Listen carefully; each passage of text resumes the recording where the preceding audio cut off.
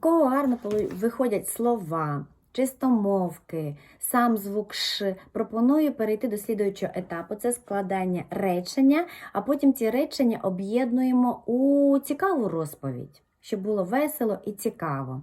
Я показую картинку, дивимось, складаємо речення, а потім ці речення об'єднуємо у розповідь веселу. Я дуже люблю, тому що вони схожі на комікси, якщо ми вірно будемо правильно робити. І так, показую першу картинку, кажу слова, які там можуть бути зі звуком Ш. І так, у нас в основному будуть пригоди кошеняти, кішки, мишки і так далі. Перше в мене називається хитре мишеня розповідь. Дивимось на ось таку картинку.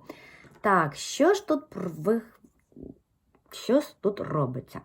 І так, це все кімната. В кімнаті знаходиться кішка, мишка. Так.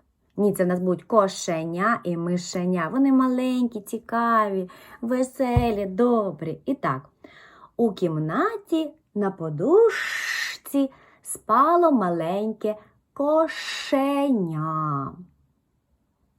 Далі, а це хто такий? Чому зацікавилась мишеня? Мишеня кошеням зацікавилась. Тому що тут стоїть на тарілочці молочко. Так, перше речення.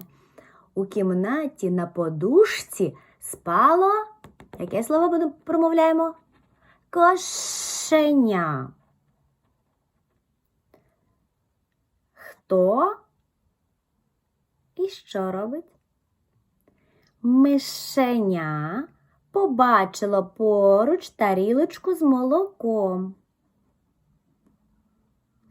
Ой, як хочеться поласувати, але дуже-дуже боязно.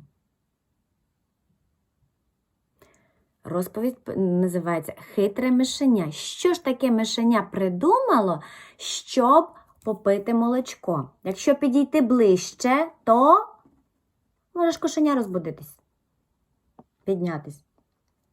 Так, а тому наше хитре мишеня, це ж в кімнаті, в квартирі. Так, а в кімнаті, квартирі і стіл є. Що ж тут таке зробила мишенятка? Ану, подивіться уважно. Так, підказую, ось це локшина. Локшина, лапша. Це така вермішель, тільки з трубочкою всередині. Ось така. Дивіться, що робить мишенятка.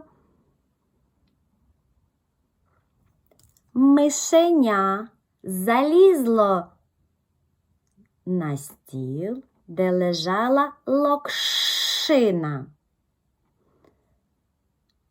І дістало, підскажи, що дістало? Дістало одненьку локшинку. Навіщо дістало локшинку? Навіщо ж це мишеня? Нагадую, мишеня хитре. Дивимось далі що.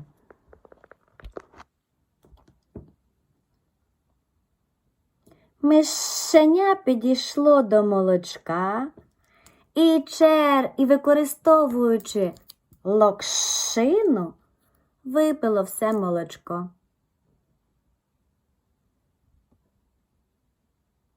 Ох і хитре мишенятко. Далі. Кошеня прокинулось. Молочка немає. Мишенятко весело обхитрувало. Мені шкода кошенятко.